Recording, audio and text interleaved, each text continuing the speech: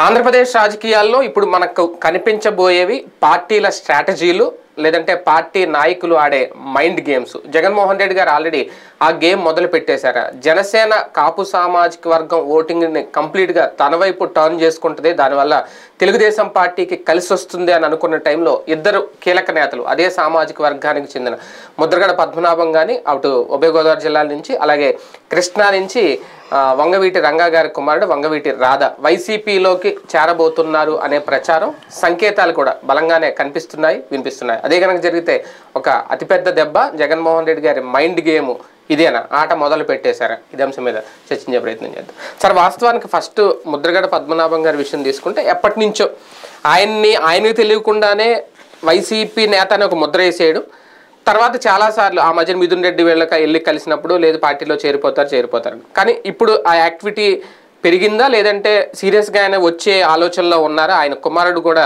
రాబోతున్నారు అనేది, కాకపోతే ఆయన ఎంపీ సీట్ ఏది అడుగుతున్నారు, ఈయన అసెంబ్లీ స్థానం అవుతుందా? ఆయన వల్ల ఎంతవరకు ఓట్ బ్యాంక్ వైసీపీకి వచ్చే అవకాశం ఉంది? అది ఖచ్చితంగా జనసేనకు ఒక థ్రెట్టేనా? ఒకటి, కాపు సామాజిక వర్గంలో బలమైనటువంటి వాళ్ళే. అవును. ఇప్పుడు పవన్ని తట్టుకోవాలి, పవను బాబు కాంబినేషన్ తట్టుకోవాలనుకున్నప్పుడు ఖచ్చితంగా వన్ ఆఫ్ ద సోర్స్. కాడ వదిలేసేటువంటి మెంటాలిటీ ఉండదు కదా ఎవరికైనా, వదిలేకూడదు కూడా. అంతే. చంద్రబాబు నాయుడు ఏమైనా వదులుతున్నారా? అంతమందిని పట్టుకుని ప్రయత్నం చేస్తున్నారు. మరి జగన్ ఊరుకుంటాడా? తన ప్రయత్నం తను చేస్తాడు. వాస్తవం ముద్రగడ నాకు తెలిసి నేను విన్న ప్రకారం అయితే 2024లో మా కుటుంబం పోటీ చేస్తుంది అని చెప్పాడని విన్నాను నేను. మరి కాబట్టి ఆయన అన్నారు, ఆయన కుమారుడు కూడా అన్నాడు, ఓపెన్ గానే మాట్లాడారు మీడియాతో. ఇప్పుడు ముద్రగడ గారి టర్మ్ అయిపోతే ఆయన తర్వాత ఒక వారసుడు కావాలి కదా.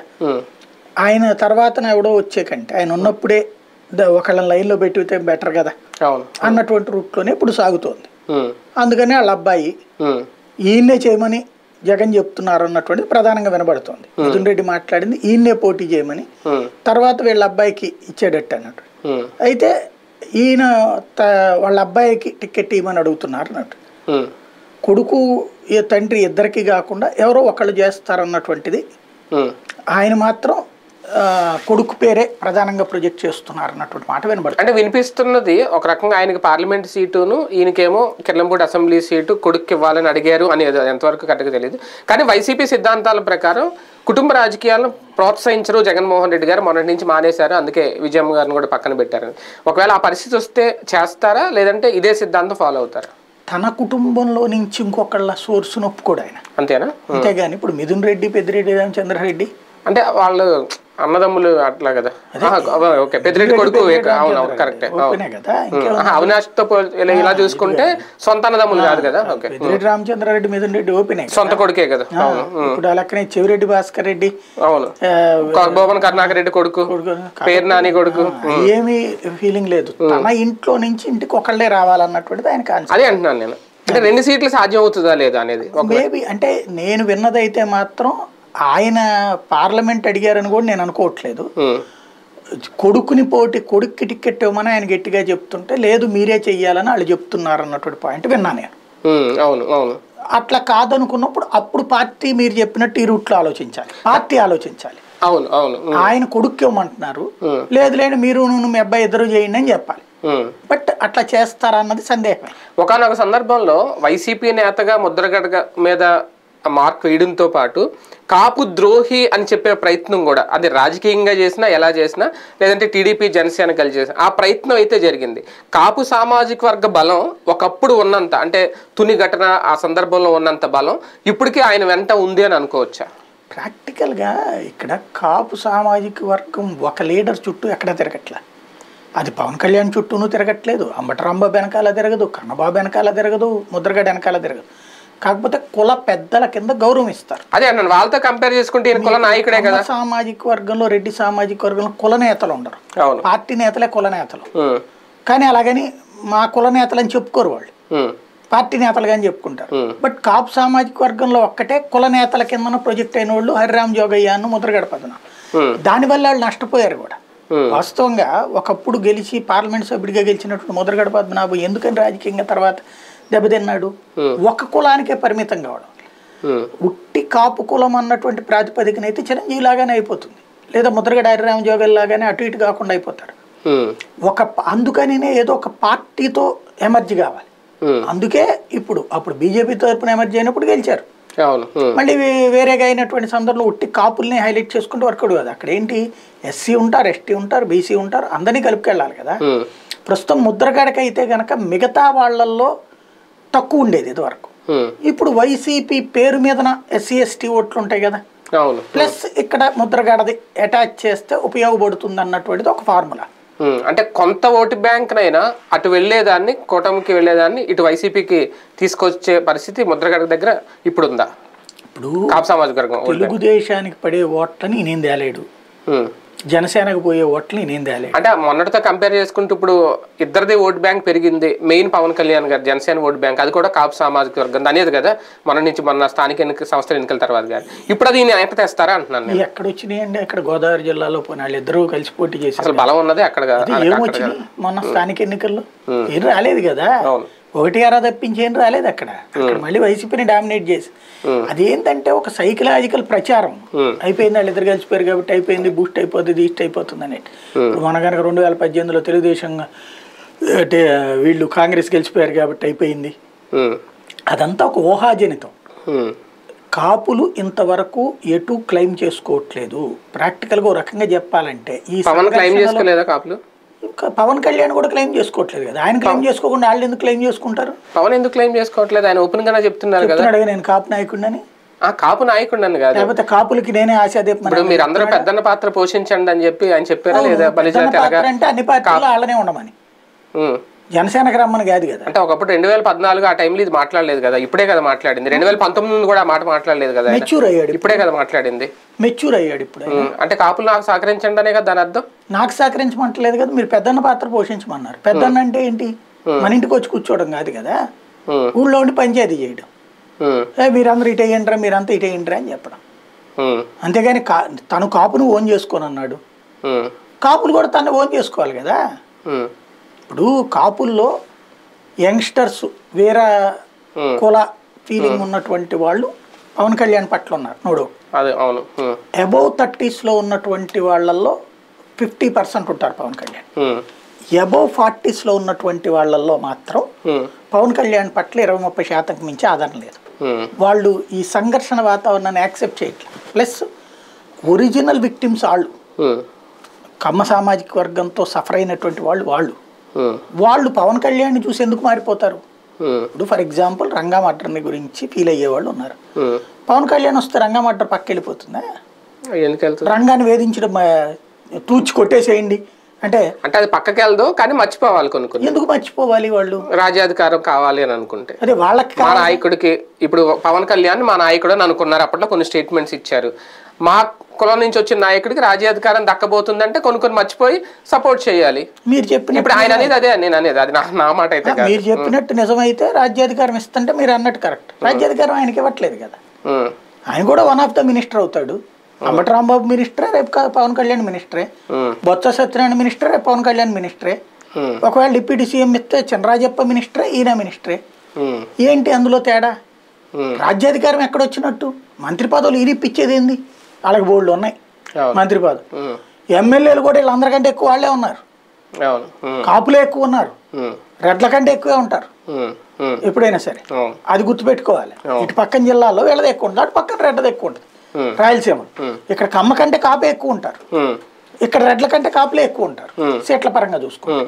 కాబట్టి ఆ ప్రాతిపదికను చూసుకుని పవన్ కళ్యాణ్ వల్ల వాళ్ళకు కొరిగేది ఏంటి? పవన్ కళ్యాణ్ వాళ్ళకి ఇచ్చేది ఏంటి? సాధించి పెట్టేది ఏంటి? పవన్ కళ్యాణ్ తన శత్రుత్వాన్ని వాళ్ళ మీద రుద్దాలనుకుంటున్నాడు కానీ అసలు ఒరిజినల్ కాపుల శత్రుత్వాన్ని అతను ఓన్ చేసుకోవట్లేదు కదా. కాపుల ఒరిజినల్ శత్రుత్వం ఎవరితో? కమ్మ సామాజిక వర్గంతో. ఎందుకు? నేను ఇంకా గొడవల విషయాలు మాట్లాడను. ఆర్థిక వ్యవహారాలు, రాజకీయ వ్యవహారాల్లో సుదీర్ఘకాలం పాటు ఉపయోగించుకోబడ్డారు తప్పించి ప్రయోజనం లబ్ధి పొందల. మీరు చూడండి, వాళ్ళని వీళ్ళు వాడుకున్నారు. ఒక దులిపాల నరేంద్రో, లేకపోతే ఒక దేవినేని ఉమానో, ఒక బోండా ఉమాకి ఉన్నదానికి దేవినేని ఉమాకి ఎంత తేడా ఉంది రిసీవింగ్ లో? కమ్మ సామాజిక వర్గానికి లభించినటువంటి స్వేచ్ఛ, స్వతంత్రత కాపు సామాజిక వర్గంలో ఎవరికి లభించింది? ఒక్క ఆయన పేరేంటి, గంట, 2 నారాయణ. వాళ్ళ ద్వారా లబ్ధి పొందిన తెలుగుదేశం. కానీ వాళ్ళు ఏం బాగుపడ్డారు? ఏం బాపుకున్నారు వాళ్ళు? అంటే మంత్రి పదవులు వచ్చినాయి. అదే దానివల్ల వాళ్ళకేం మురిగింది అంటున్నా. చినరాజప్ప మంత్రే. అదేలేండి. ప్రాక్టికల్గా రాజ్యాధికారం అంటే ఏంటి? మన మాట నెగ్గటం. మన మాట నెగ్గేది రాజకీయంగా నెగ్గడం కాదు. రాజకీయంగా నారాయణ మాట కూడా నెగ్గింది, కానీ కాపులకి ఏం ప్రయోజనం అయింది? కాపు సామాజిక వర్గానికి ప్రయోజనం చేకూర్చిపెట్టే స్థాయి నాయకుడు వాళ్ళకి ఎవరు కనబడట్లా. రెండవది, ఈ సంఘర్షణ వాతావరణంలో విక్టిమ్స్ వాళ్ళు ఇక్కడ పైన కాదు కింద స్థాయిలో వ్యాపారాలు చూడండి. మీకు 1 టౌన్ అంతా మార్వాడీల డామినేషన్ ఉంటుంది హైయెస్ట్. సెకండ్ పొజిషన్ లో వైశ్యాస్ డామినేషన్ ఉంటుంది బిజినెస్ సర్కిల్స్ లో. మిగతా వాళ్ళని బతకనేరు. అక్కడ మళ్ళీ కమ్మ సామాజిక వర్గం సెటిల్ అవుతారు 1 టౌన్ లో. వాళ్ళ వ్యాపారాలకి ఏం ప్రాబ్లం ఉండదు, డోకా ఉండదు. 2 టౌన్ అంతా మీకు కమ్మ సామాజిక వర్గం బిజినెస్ సర్కిల్స్ ఎక్కువ ఉంటాయి. లైక్ హోటళ్ళు నడిపినా లేకపోతే రెస్టారెంట్లు అయినా ఇవన్నిట్లో కమ్మ సామాజిక వర్గం బలం ఎక్కువ. కాపు సామాజిక వర్గం ఎంతమంది సక్సెస్ అయ్యారు అక్కడ? వీళ్ళతో కంపేర్ చేస్తే అంటే ఈ 1 టౌన్లోకి కమ్మ కాంబినేషన్ రానివ్వలేదు కాబట్టి మార్వాడీలు అడ్డుకున్నారు కాబట్టి అక్కడ వాళ్ళు బతికేశారు. 2 టౌన్లోకి వైశాసు వీళ్ళు ఎవరి వ్యాపారాలు పెద్దగా రావవు, నడుస్తుంది చిన్నగా. అంటే వాళ్ళతో పోటీలో చాలా స్వల్పం. 2 టౌన్ బిజినెస్ సర్కిల్ అంతా కూడా అటే ఉంటుంది. మీకు గుంటూరు చూసినా అంతే ఉంటుంది. కమ్మ సామాజిక వర్గం డామినేషన్ మేజర్ బిజినెస్లన్నీ కమ్మ సామాజిక వర్గం డామినేషన్ ఉంటాయి. కాపు సామాజిక వర్గం వాళ్ళు కూడా ఉన్నారు.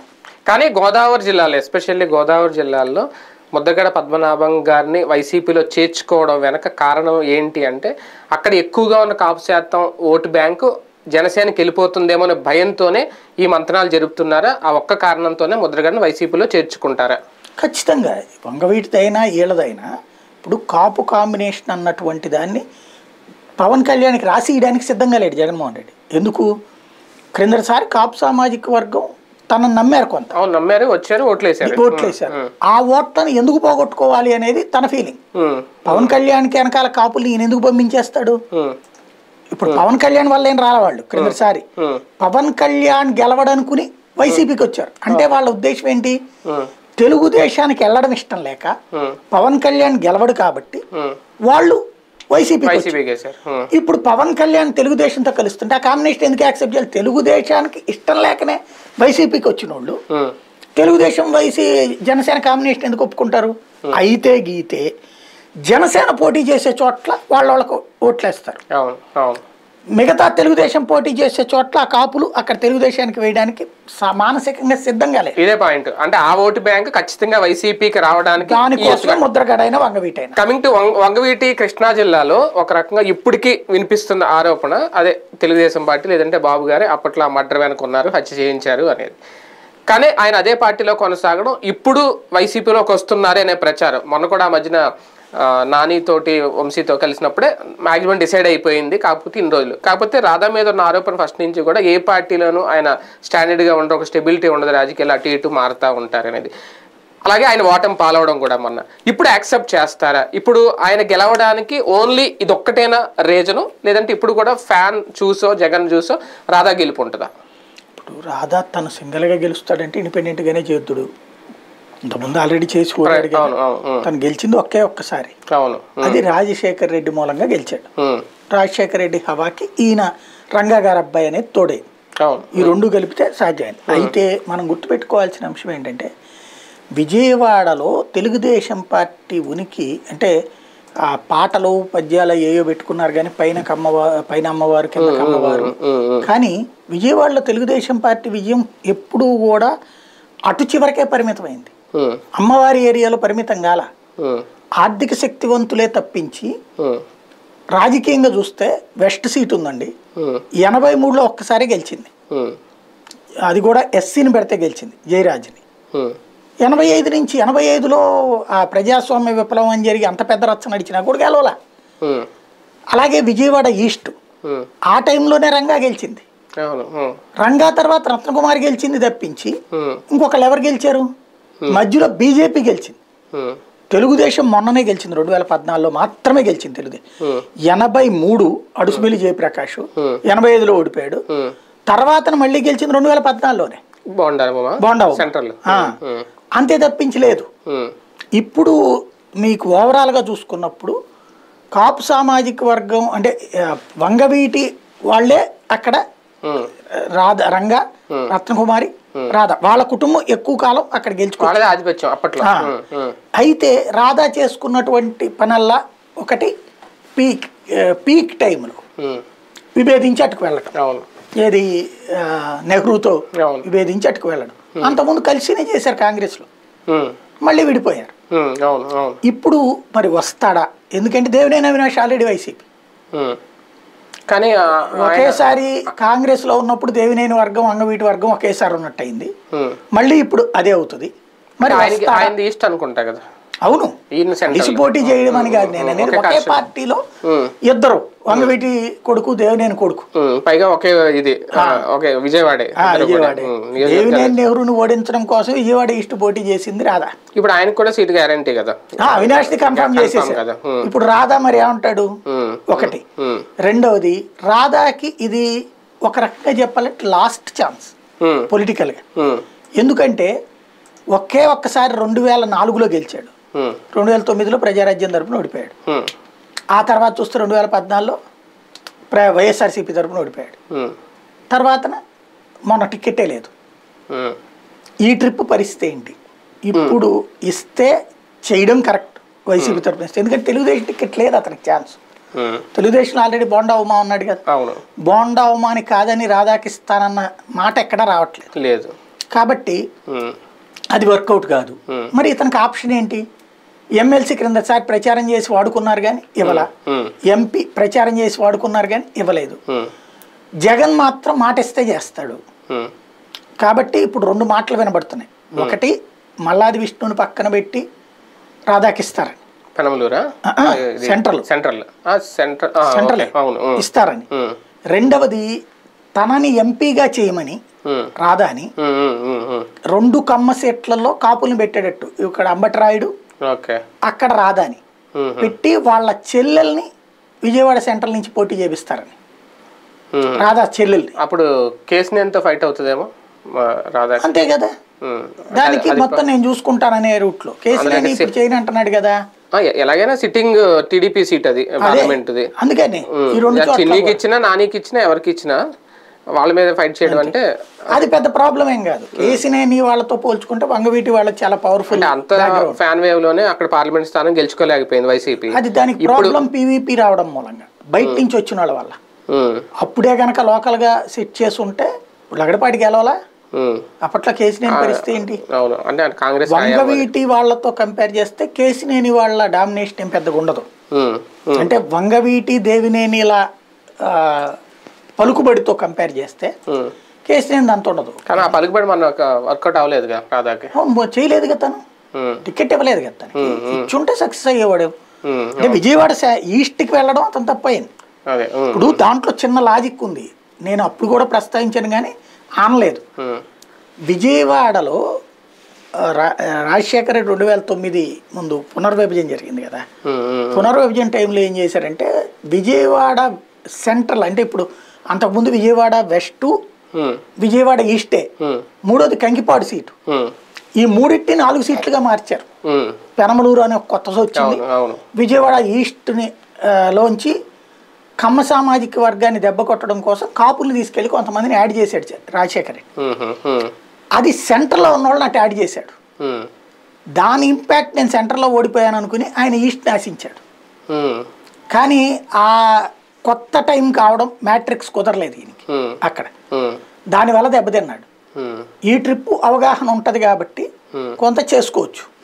ఈ ఇద్దరు కాపు సామాజిక వర్గం నుంచే, ముద్రగడ కానీ ఈయన కానీ రాధా కానీ, అటు ఉభయ గోదావరి జిల్లాలో ఇటు కృష్ణా జిల్లాలో ఒక భారీగా గండి పడుతుందా జనసేనకు వెళ్ళే ఓట్ బ్యాంక్ వీళ్ళిద్దరి వల్ల? పెద్ద అంటే గండి పడుతుందా లేదా అనేది చెప్పలేం కానీ, అంటే వీళ్ళిద్దరి వల్ల ఇద్దరు ఎంటర్ అవ్వడం అంటే మాత్రం జగన్ చాలా పెద్ద చెక్ పెట్టినట్టు వాళ్ళకి, ఓటింగ్ కానీ జనసేన జనసేన కూటమికి భారీ షాక్ ఇచ్చినటువంటి పరిణామం.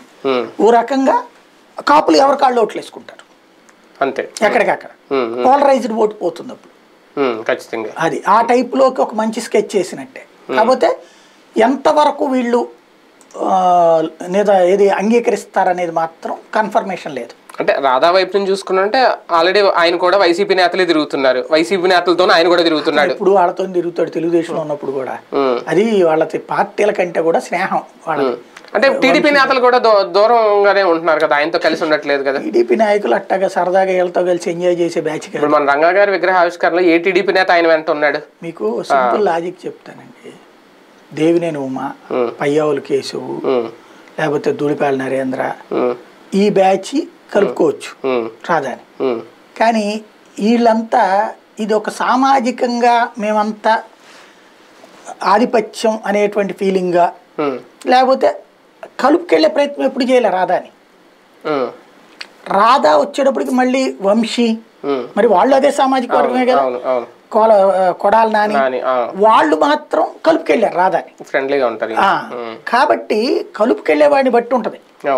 తెలుగుదేశం ఆత్మతో ఉన్నటువంటి టైంలో కూడా కొడాలి నాని రాధాతో మంచి స్నేహమే చేశాడు. కాబట్టి కలుపుకెళ్లే తత్వం వాళ్ళకు ఉంది, వీళ్ళకి లేదు. ఇప్పుడు రాధాకున్న ఆప్షన్ ఇటు, రాధా దగ్గర డబ్బులు లేవు, ఉన్న స్థిరాస్తి తప్పించి ఏం లేదు. ఆ స్థిరాస్తి కూడా పరిమితంగా ఉంది. పొలిటికల్ గా కూడా రాధా పర్సనల్ గా ఇప్పుడు డూ ఆర్ డై సిచ్యువేషన్ ఇప్పుడు అంతే. ఈ టైంలో అతను వాడుకోగలిగితే అద్భుతం. అయితే అతను వాళ్ళ చెల్లెల్ని రాణిస్తానికి ఒప్పుకుంటాడా లేదా అనేది డౌట్. అంటే తనే సెంట్రల్ నుంచి చేస్తానంటాడేమో, దాని దగ్గర ఏమైనా ప్రతిబంధకం అవుద్దేమో చూడాలి. రైట్, చూద్దాం. మొత్తానికి ఇద్దరు కాపు కీలక నేతలు వైసీపీలో చేరబోతున్నారు. ఇదేనా జగన్మోహన్ రెడ్డి గారి వ్యూహాత్మక ఎత్తుగడ, మాస్టర్ ప్లాన్? అదే కనుక సక్సెస్ అయితే భారీగా గండిపడ్డం ఖాయమా టీడీపీ జనసేన కూటమికి కాపు సామాజిక వర్గం ఓట్లు దూరం అవుతాయా? చూద్దాం.